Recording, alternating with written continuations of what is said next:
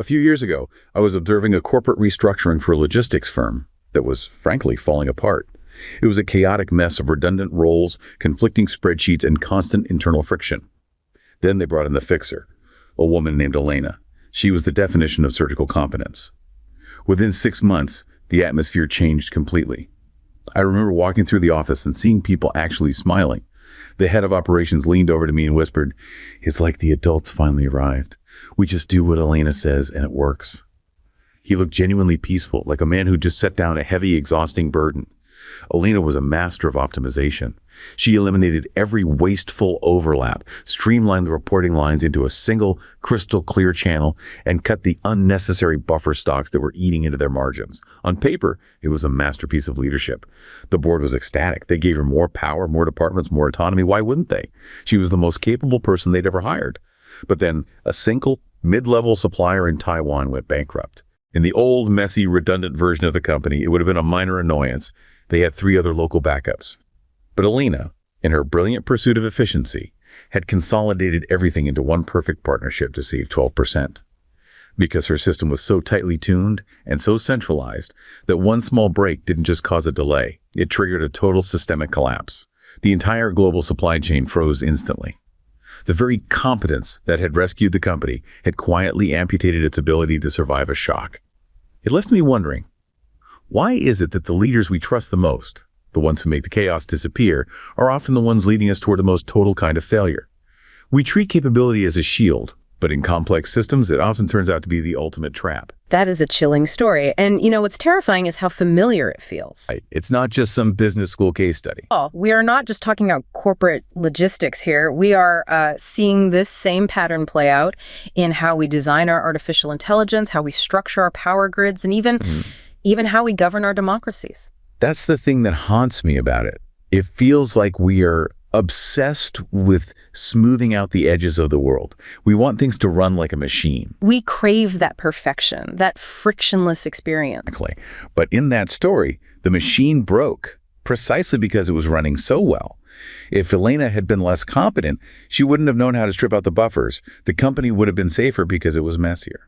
And that is the absolute core of what we are calling the competence trap. For this deep dive, we are going to investigate this very specific, very counterintuitive phenomenon, why highly capable leadership and hyper-optimized systems often act as a precursor to catastrophic failure. You'd think competence is the solution to failure. If I hire a plumber, I want a competent plumber. If I vote for a president, I want a competent president. Yep. I don't want someone who leaves the pipes leaking just in case of a sudden pressure surge. In the short term, you absolutely want the leak fixed. That is the trap, that immediate relief. And that's why we need to pull from a few different fields to really get our heads around this. Okay. We're going to explore the intersection of 3 very different worlds today. We have intelligent delegation in AI systems, the sociological framework of normal accident theory in engineering, and then some, frankly, startling new economic data on what's called democratic backsliding in U.S. states. So we're connecting AI, engineering disasters, and political economic issues. We have to, because the underlying architecture of the failure is the same in all 3.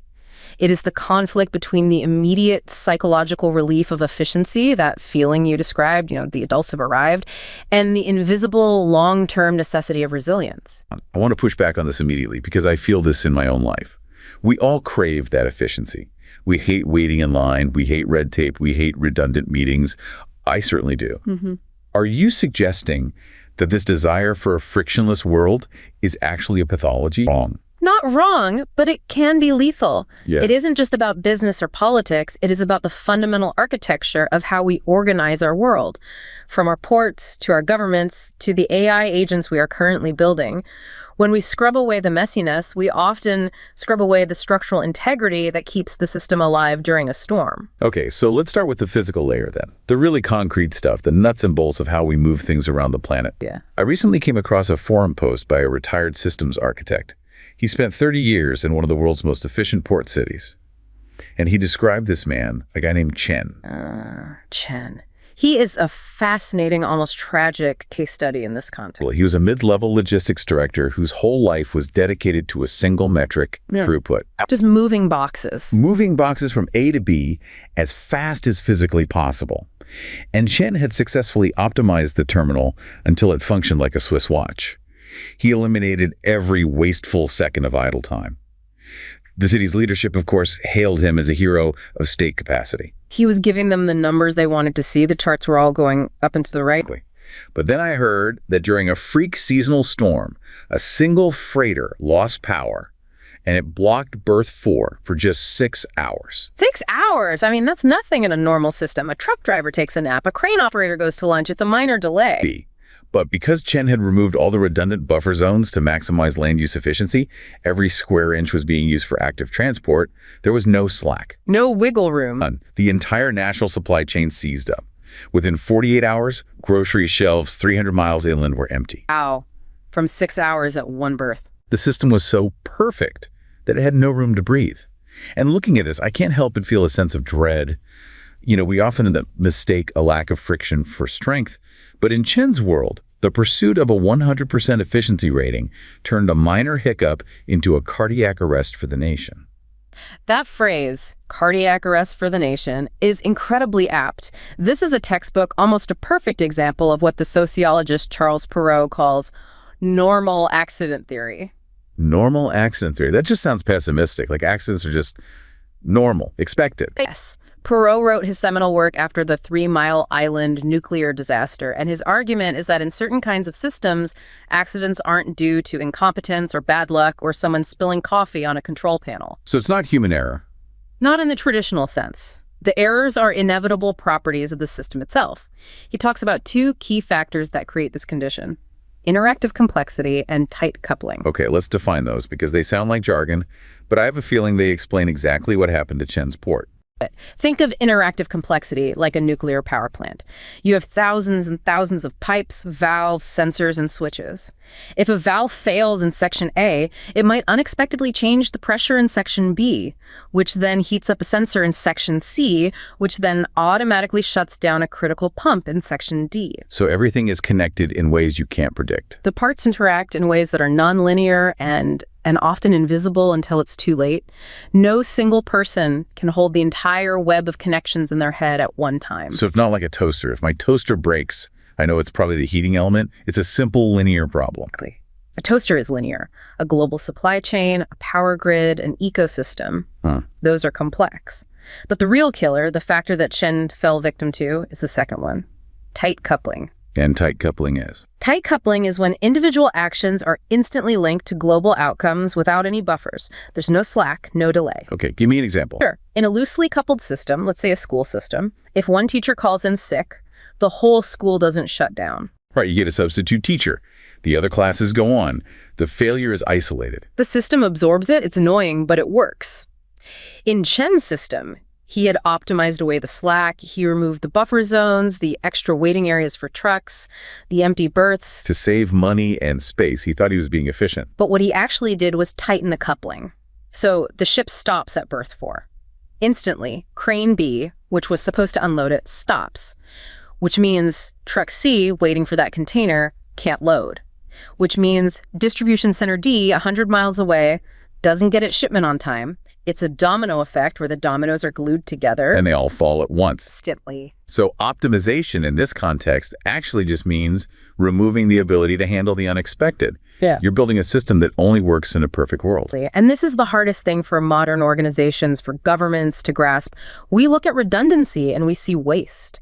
If you have an empty dock, a consultant or a fixer like Ellen that looks at that and says, that's wasted capital, that's an unproductive asset, fill it. Monetize it. Effective. But a resilience expert looks at that same empty dock and says, that is your insurance policy against a storm. Chen optimized for the spreadsheet, but he failed to optimize for reality. And reality is messy. But let me play the devil's advocate here, because I can just hear the city manager's voice. Chen wasn't trying to destroy the port. He was trying to save money for the state. He was being a good public servant. If you leave 20% of your docks empty, just in case, you're actively wasting millions of dollars a year. That's money that could go to schools or hospitals. Isn't there a valid argument that efficiency is competence? That waste is, well, waste? That is the standard economic argument. And in a stable, predictable environment, it holds up. If the weather never changed, if ships never broke down, if global politics were always calm, if the world was predictable, Chen would be a genius. God. The problem is that the world is stochastic. It is fundamentally random. When you remove the buffer, you are making a massive bet. You are betting everything on the idea that the future will look exactly like the past. You're betting that your model of the world is perfect. Correct. And this brings us right back to that idea of the competence trap. Because Chen wasn't bad at his job, he was too good at it. Right. If he were incompetent, there would have been slack everywhere because he wouldn't have known how to tighten all the screws. The port would have been messy and inefficient, but it also would have survived the storm. It leads to what you called the amputation of doubt. Yeah. When a leader like Chen or Elena is incredibly capable, we stop scrutinizing them. We trust them. We assume they have it all handled. That competence creates a sort of anesthesia. We feel the order, we see the clean spreadsheets, and we mistake that sensation for wisdom. It's so seductive. Because he fixed all the small, visible problems so well. The scheduling conflicts, the idle time for trucks, that nobody thought to ask if he was creating a massive invisible problem. You see the efficiency. You don't see the fragility building up beneath the surface. And it creates a centripetal force. Efficiency centralizes power. If you want to optimize a system perfectly, you need one central brain making all the decisions. You can't have 5 different managers doing their own thing. No, that creates friction. It creates variation. Exactly. So because Chen was so good at producing those clean metrics, the system naturally handed him more and more control. Centralization acts as a prosthetic extension of a single mind. Which works great. Until that single mind encounters something it didn't predict, like a freak storm or a bankrupt supplier in Taiwan. And because the system is so centralized and so tightly coupled that one failure at the top cascades instantly and catastrophically to the bottom. So we have the physical layer, the ports, the supply chains, but this isn't just about moving boxes. This same pattern, the seduction, it happens in our heads too. It happens in how we relate to our leaders socially and politically. Absolutely. And this is where the psychological layer becomes just fascinating and maybe even more dangerous. We have to look at why we crave these leaders. Why do we hand over the keys to the kingdom, to the Kales and the Elenas of the world? It's not just that they force us to. We want them to take charge. We are complicit. Well, I have a story about that too. I saw a documentary interview with a former deputy minister from a region that faced a catastrophic energy shortage about a decade ago. She was talking about what they called the Great Winter. I know the case you're talking about. It was a brutal period, widespread blackouts. It was freezing. The grid was flickering on and off. People were genuinely terrified. And in the middle of this chaos, there was this leader, Director Kale. While the city council was deep in debate about the environmental impact of various long-term energy strategies, the messy, slow work of deliberation. The frustrating part of democracy. The really frustrating part. Kale just walked in and solved it. He didn't ask for permission. He completely bypassed the environmental committees and greenlit a series of high-capacity coal plants. Yeah. And he did it in record time. And just like that, the lights came on. The heat came back. And the public cheered, I imagine. They loved him. They praised his competence and his decisiveness. And I want you to just try to imagine the psychological relief of that moment. The primal fear of the dark and the cold being replaced by the warmth of a strong hand taking control. It's a primal reaction. Safety, security, order from chaos. However, the minister revealed that this immediate relief completely killed the incentive for the 30-year renewable energy transition they had been planning. Cheered got shelved. Completely. And today, that same region faces a localized climate collapse and an economy that's so specialized in fossil fuels it can't pivot. When I watched her speak, I felt so torn. It is so easy to fall in love with a leader who stops the bleeding.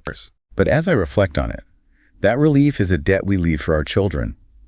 We trade the hard work of consensus for the intoxicating speed of a command, only to realize years later that the competence shortcut was actually a dead end.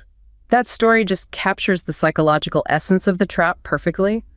The fear of the dark replaced by the warmth of a strong hand. We cannot underestimate how powerful that feeling is. It overrides our rational, long-term thinking. When you're freezing, you don't care about a 30-year environmental impact study. You just want heat. And honestly, if I were there in that moment, I probably would have cheered for Kale too. Does that make me part of the problem? It makes you human. But let's look at the psychology behind that submission because it's well studied. There's a concept from the psychologist Barry Schwartz called the paradox of choice. The idea that more choice isn't always better. Right. We usually think freedom is good. We want options. But when you have too many choices, too many debates, too many committee meetings, too many complex, uncertain pathways, it leads to profound stress and what's called decision fatigue. Absolutely. I get stressed just trying to pick a toothpaste at the drugstore. There are 50 kinds. And I can't even imagine the paralysis of trying to pick a national energy strategy during a blackout. Exactly. Democracy is messy. Deliberation is slow. It's exhausting. It requires us as citizens to bear the cognitive and emotional burden of responsibility for the outcome. And when a figure like Kale walks in and says, "Stop worrying, I have the answer," it triggers a massive physiological release of anxiety. So it's not just about the practical solution, it's about the emotional one. It's almost more about the emotional one. It's about what some thinkers call escaping the self. Escaping the self. Intense. It is, effectively that. People seek alliances with power to escape the burden of individual judgment and responsibility. By submitting to Kale, the council members and the public didn't have to worry anymore. They transferred the weight of the world onto his shoulders. It provides a sense of coherence and stability. Kale has it handled. But that stability is an illusion, isn't it? Or at least is a very temporary, very fragile kind of stability. It is a debt, as your story so perfectly put it. And this connects directly to our research on AI delegation. There's a term in the literature called the zone of indifference. Ominous, the zone of indifference. It comes from old organizational theory, from Chester Barnard. It is the range of instructions that a subordinate or a citizen or an AI will execute without critical thought, without question. Okay, so like if my boss asks me to file a report, I just do it. I don't question the morality of filing. That's in my zone of indifference. Right. But if your boss asks you to, say, set fire to the building, that's hopefully outside your zone of indifference. You'd question that order. Hopefully. When a leader is perceived as hyper-competent, like Kale, that zone of indifference expands dramatically. We stop questioning the long-term cost because the short-term result is so good and so visible. We trust the competent so much that we let them bypass the environmental committee. We let them ignore the safety checks. We assume they know something we don't. We tell ourselves, well, he fixed the lights, so he must have thought about the climate implications. He's the expert. And this creates what some researchers, Madeline Nealish in particular, call a moral crumple zone. Like the crumple zone in a car. Except in a car, the front of the vehicle is designed to collapse, to crumple, to absorb the impact of a crash and save the passenger in the rigid cabin. Right. In these complex socio-technical systems, the humans, the public, the council, the lower-level employees often become the crumple zone. We lose meaningful control over the system because we've delegated it to the competent leader or the smart AI. But when the crash happens, like the climate collapse in your story or the supply chain freeze, we are the ones who get crushed. We retain the liability, but we've surrendered the control. That's a terrifying metaphor. It's like being in the passenger seat of a car driven by a world champion race car driver. You feel so safe that you fall asleep because he's so good, but when he misjudges a corner and hits a wall, you're the one who goes through the windshield. That is the authority gradient. That's another term that comes out of aviation safety from studying plane crashes. When the captain is a legend, a decorated hero, the co-pilot is terrified to say, "Hey, I think we're flying into a mountain." They don't want to question the expert. Yeah. They doubt themselves first. Exactly. Kale was the legendary pilot. He turned the lights on when no one else could. So nobody on the council wanted to be the one to stand up and say, "Hey, what about the emissions in 20 years? The competence of the leader silenced the necessary friction of the group. And that silence is where the innovation dies. That is where the long-term thinking goes to die. And this brings us to the economic reality of this trap. Because we often hear this argument, especially in political debates. Sure, dictators or authoritarian bosses are mean, but they get things done. They're good for the economy. The trains run on time argument. And it seems so intuitive. But we have some fascinating data from the Center for Inclusive Trade Policy that looks at democratic backsliding in U.S. states between 2000 and 2023. And the results are, well, they're complicated. This is where it gets really interesting, because the data doesn't give you the simple answer you'd expect. If you look at the top-line numbers, average income, GDP per capita, you don't see an immediate crash when a state starts eroding its democratic norms or centralizing power. So wait, just to be clear, technically, the trains do keep running on time, at least for a while. Yes, the competence trap holds up on the surface. The strong hand keeps the factory open, the basic economy functions. But if you look deeper, beneath those averages, the rot is already there. The data shows a robust and immediate increase in impoverishment and a widening of economic inequality. So the average income stays the same, but that's because the rich are getting richer and the poor are getting poorer. Yeah. The median person is worse off. The vulnerable suffer first and fastest. But the most damning finding in this research, the one that really destroys the competent autocrat myth, is what happens to innovation. This is the part that shocked me when I read it. Business R&D expenditure and patenting activity contracted substantially in these states. It crashes. It falls off a cliff. And we have to ask the critical question, why? Why does a strong, decisive, efficient regime kill new ideas? It has to go back to that cognitive monoculture we were talking about, doesn't it? It's the economic manifestation of that psychological effect. When you centralize power, whether it's Director Kale, Elena the Fixer, or a political party tightening its grip, you create a single point of failure in thinking. You get one person's vision or one party's ideology imposed on everything. And innovation requires the exact opposite of that. It requires the messiness of freedom. It needs diverse perspectives bumping into each other. It requires the safety to fail over and over again. And competent centralization hates failure. It hates waste. R&D from an accountant's perspective is mostly waste until it isn't. Right. 90% of experiments fail. To an efficiency expert like Chen or Elena, that looks like bad management. So they get the wasteful projects, they streamline R&D to focus on predictable short-term gains. But in doing so, they kill the endogenous growth engine. They kill the very mechanism that allows the economy to adapt to the future. But isn't there an argument that you can force innovation from the top down? We've seen authoritarian regimes pour massive amounts of money into big science projects. Can't Kale just order the scientists to invent a new, better solar panel? He can order it, but history suggests it rarely works for creating true frontier-level breakthroughs. You can order catch-up growth. You can order a factory to be built that copies existing technology from other countries. That is a legible, clear engineering task. But you cannot order a moment of genius. You can't command a breakthrough. Because that requires a different environment. It requires a zone of psychological safety where you can be wrong. It requires dissent. It requires someone to be able to tell the leader his pet project is scientifically impossible. If Kale has surrounded himself with yes men because of that authority gradient, nobody is going to deliver the bad news. They'll just burn the money until the very end. And the data showed something else really interesting about foreign trade. It didn't drop in these states. Right, which is so counterintuitive. The international markets didn't seem to care about the local democratic backsliding as long as the goods kept shipping. This means the rot is internal. It's invisible from the outside for a long time. The factory is still shipping widgets, the export numbers look fine, but inside, the engine of new ideas has stalled out. The ability to create the next widget is gone. It's the legibility problem again. A central planner, a Director Kale, sees a stylized model of reality. They see the export numbers on a spreadsheet. They don't see the texture of lived experience. They don't see that the scientists are demoralized or that the entrepreneurs are too scared to take risks on new ventures. And that obsession with efficiency means you're always operating close to capacity. It means you are using every dollar for immediate measurable output.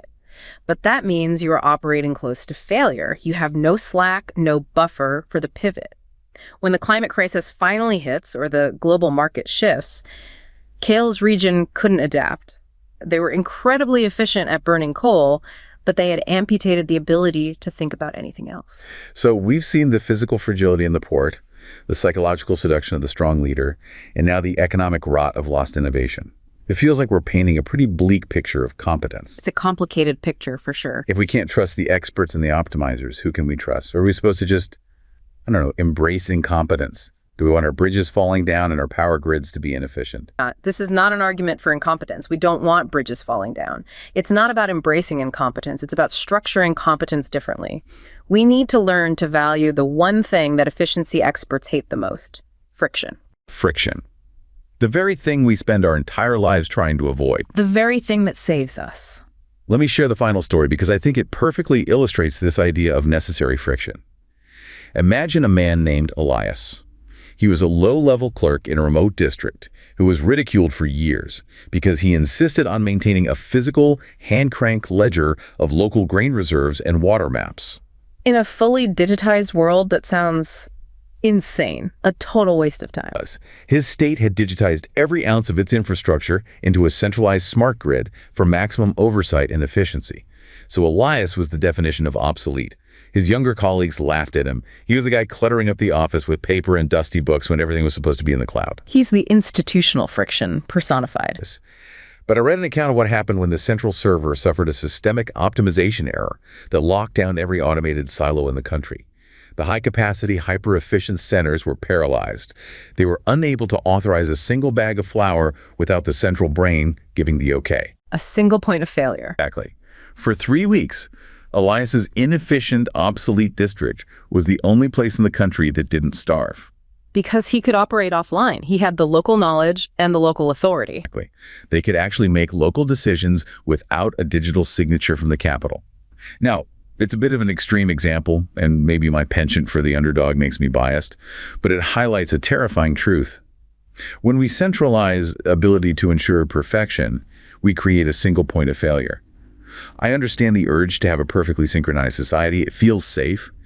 But stories like Elias's suggest that a little bit of messy local autonomy is the only thing that keeps the lights on when the perfect system finally breaks. Elias is the hero of systemic resilience. He isn't just a quirky story. He represents the backup system. He is the embodiment of redundancy. But he was ridiculed. That's the hard part for me. During the good times, during the 99% of the time the system works, Elias looks like an idiot. He looks like he's wasting time and taxpayer money with his hand-cranked ledger. How do we justify that waste to a budget committee? That is the core conflict, the central tension of this whole deep dive. Redundancy looks like waste to the optimizer, but to the survivalist, redundancy is insurance. You don't buy fire insurance for your house because you plan to burn it down. No, you buy it because you can't predict the future. Elias was the insurance policy that the state didn't know it needed until it was too late. His inefficiency was the source of their survival. So how do we design for this? Whether it's an AI or government or a company, we can't just have everyone using hand-cranked ledgers. We do need digital grids. We can't throw away technology in progress. We absolutely need technology, but we need to build it differently. We need what the AI researchers call intelligent delegation and structured constraint. Okay, practice. It starts with recognizing that friction is a feature, not a bug. Think about constitutional checks and balances, a bicameral legislature, an independent judiciary. All of these things are designed to be slow. They're designed to be frustrating. And they definitely succeed at that. I think we can all agree on that. But why? They exist to prevent rapid mobilization toward terrible ideas. If Director Kale had faced a strong, independent, and frankly annoying environmental committee, if he had been forced to deal with friction, he might not have been able to build those coal plants so quickly. The delay would have forced a second look. It would have forced a public debate. So we need to intentionally engineer moments where the system forces us to stop and think. In AI design, they call this introducing cognitive friction. We need to design systems that don't just blindly and instantly execute our commands. We need to build in circuit breakers. Circuit breakers? Like in a house's electrical panel. A similar idea. Mechanisms that automatically revoke authority or pause an action when things get weird.